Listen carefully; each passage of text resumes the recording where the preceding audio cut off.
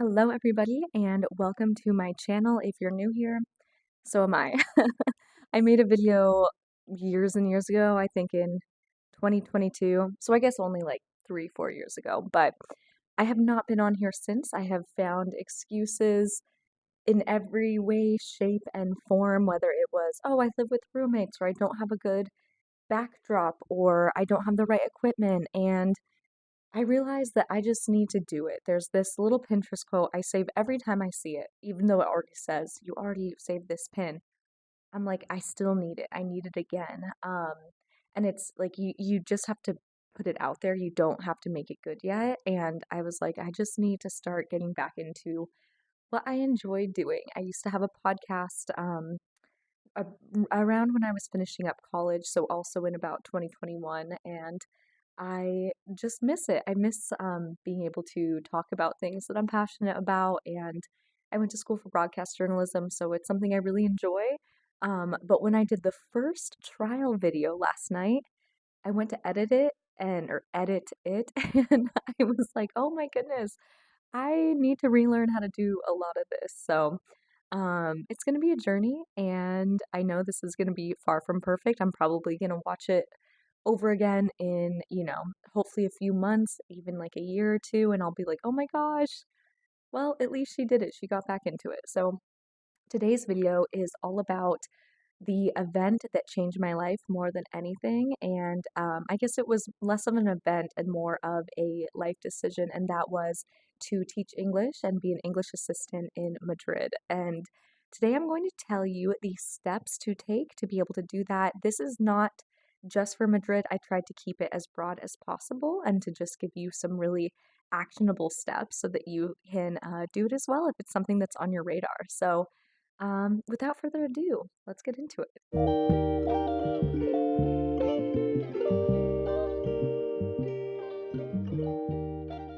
Okay, so I am sitting on the floor, so I might scoot around if my foot falls asleep, but this is my comfy position. This is how I like to watch TV, and if I have therapy, I love to sit on the ground. I just feel so much more cozy. All right. So I moved to Madrid. I currently live in New York. So I just want to put that out there. I'm not living there right now. I lived there for a year, from 2022 to 2023, and I moved home.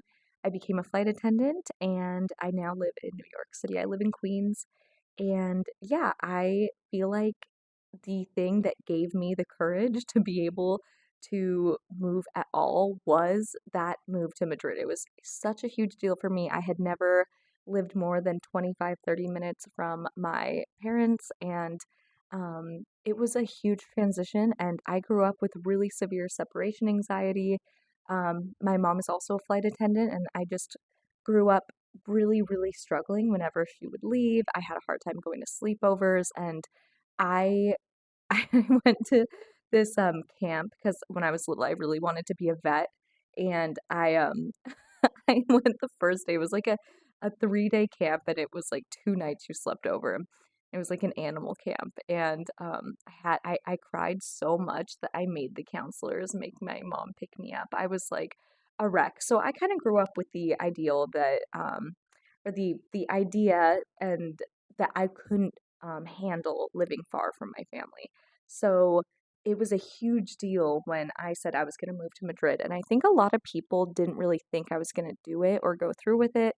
But I was serious about it. And it changed everything because now I'm living in New York, which isn't quite as far from home, but um, it's a huge city and it was a huge transition. And also just flying to different countries all the time. I don't think that I would be able to do that if I haven't had that experience. But it was definitely the best year of my life. I grew so much and um, had so many cool experiences, and it really turned me into the person that I am today and has helped me build a life today that I love so much. And yeah, so I know I keep chatting a little bit in this intro. I think I'm just excited to be finally making a video. Oh, my mom texted me. Um, and yeah, I want to get started and I want to break it down. So, once again, my experience was teaching in Spain. Other countries have different rules, but I'm going to try to keep this more open, but always do your own research depending on what you want to do. Okay, now let's actually get into it. So, step number one, find as many videos as you can about people who have moved abroad and taught. Um, this could also very much be helpful if you are looking to move abroad to maybe do a master's program, but for our sake, we are talking about being an English language assistant. So, if somebody moved abroad, you are going to know about it. If this is somebody that you may know, that may be a mutual friend, they're they're definitely posting about it, or they definitely did post about it. So definitely reach out to those people. A bunch of people, and by a bunch, I mean like two or three, but to me that was a lot. Reached out and I gave them as much information as possible, and two of them did go through with it. So that was really amazing. And I think that seeing other people doing it is going to really make you feel like it is possible for you. You're going to see them waking up early, taking the metro to work, maybe what it looks like when they're setting up for the classes that they're assisting in, what their social life is like, the routines that they've built. It's going to make it look very realistic and attainable. International TEFL Academy has a lot of videos on this. I think I watched every single video I could possibly find. International TEFL Academy has students from all over that are living all over and teaching. So that would give you really good information if there's maybe a specific place or if you want to see what it's like and have those videos assist you in making a decision or getting a feel for where you think you may want to teach. Okay, step number two, research the programs that you want to apply to. This is super important because you want to know what requirements you need to meet to be able to do them. So, the main three requirements are you need to have a native level of English fluency, you need to have a bachelor's degree, but this can be in any subject typically. So, native level of English fluency, a bachelor's degree, and third, you will need to have a visa unless you have dual citizenship for the country that you want to move to. Additionally, you want to see if you want to do a private program or do maybe one that is through the government. I did a private program. I did CIEE Teach in Spain. For me, it was worth it, but you did have to pay. However, within that, I had health insurance. I had almost a week at a hotel when I first moved there. It was a great orientation. They had a lot of help in terms of the visa process, the arrival, and getting your tarjeta de, what was it? Tarjeta de residencia para extranjeros or something. It was like the um our like foreign residency card. And there was a lot of steps and they really helped us with that. So for me it was worth it. I was so nervous. I really felt like I needed that help. But if you are really savvy with Reddit and Facebook groups and using the internet, which now I feel like I very much could do, but I think it was such a huge deal. I was so scared of messing it up. So I decided to opt in to pay to do a program. But there are plenty of options where you don't have to pay. I applied for a program that was free as well. So I just wanted to see which one was going to be a better fit for me. And the program I opted for had you were guaranteed placement within Madrid in Spain, and I really, really wanted to live there. Okay, another tip is to write down all the dates. You want to know when these applications open and when they close. And this is really important because a lot of them have maybe not necessarily limited spots, but you want to make sure that if you have a preference on maybe where you might want to live, how close to the city center, what age group you might want to teach, then it's going to be really important that you apply earlier in that application process because a lot of them do kind of run on a bit of a first come, first serve basis when it comes to where you're going to get placed. I know that was true for NowCap. I know that was true for CIEE, which kind of was part of NowCap. So that's really important to keep in mind. So whether it's on a whiteboard, in your calendar, in your phone, just make sure you know that because there's no worse feeling than realizing that you missed it and now, it's either closed or it's going to be closed soon and you really wanted to live maybe in a specific area. Like I said, you're not always going to not get what you want just because you applied later, but I think it does tend to, um, you know, especially if you want to live closer to like a main city, it is going to help a little bit to get that application in earlier. Okay, step number three, decide if you want a TEFL certification. If the country requires it, or the schools that you want to work in, or maybe if you're just going to be working at an English academy, but they require it, then you likely really need it, unless, like I said, you have a degree in that area. I went to International TEFL Academy. I had a phenomenal meeting with one of the advisors, and I just realized that I was super interested in it. I currently would love to go back to get my master's in applied linguistics. I love language learning, it is my favorite thing. And that is a side note.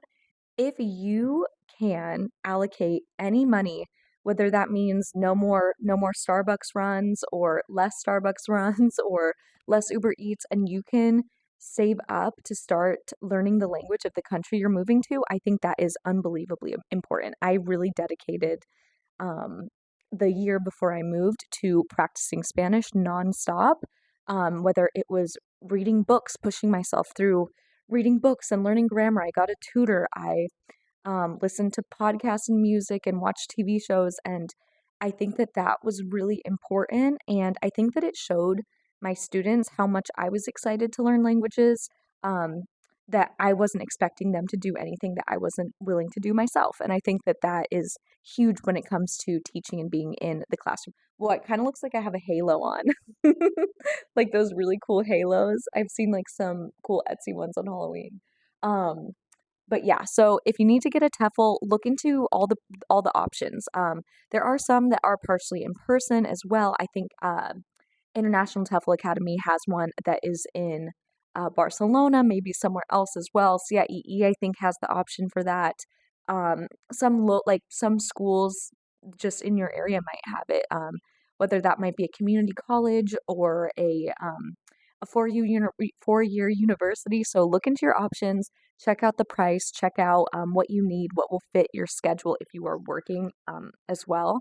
Like I was working a couple jobs at the time. So all right. So now step number four, we are almost done, just a couple more.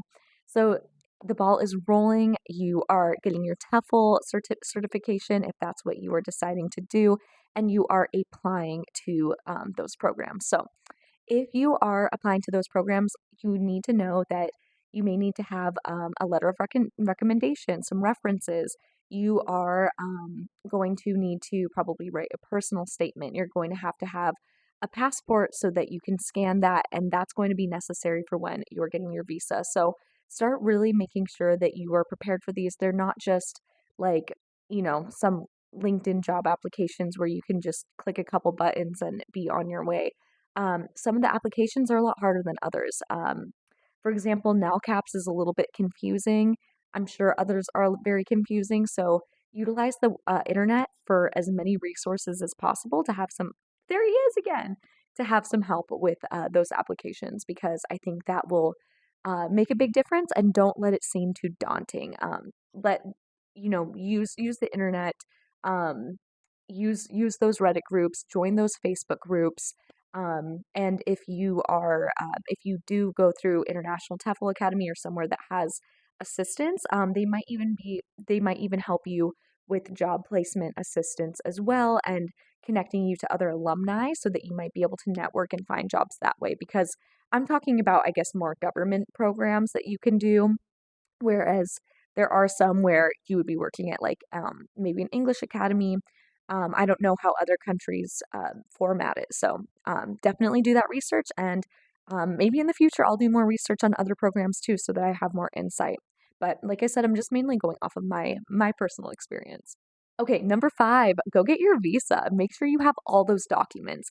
Get a folder and dedicate it to that. You have that visa folder. I had one of those plastic ones with the little loop thing.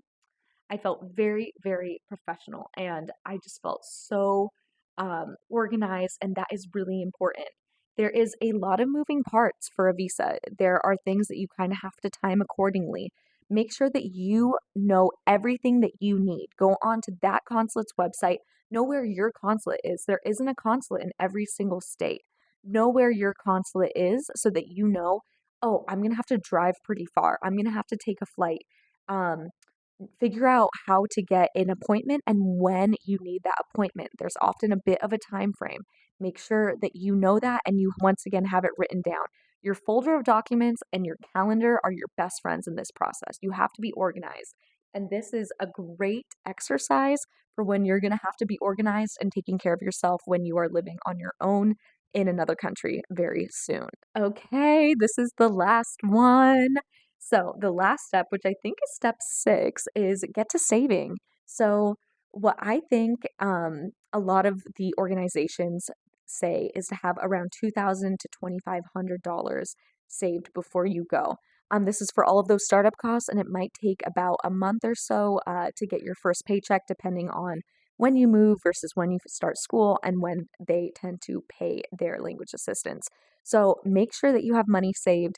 Um, like once again, it really depends too on what your lifestyle is like. So research the rents, research how much money you're going to be spending every month to be able to sustain yourself. If you are, moving somewhere that tends to be more expensive and you want to live in the city, maybe you want to have your own place or you do want to live with roommates, but you want to have a newer apartment, whatever that may be, really look into it. In Spain, we used Fotocasa and Idealista.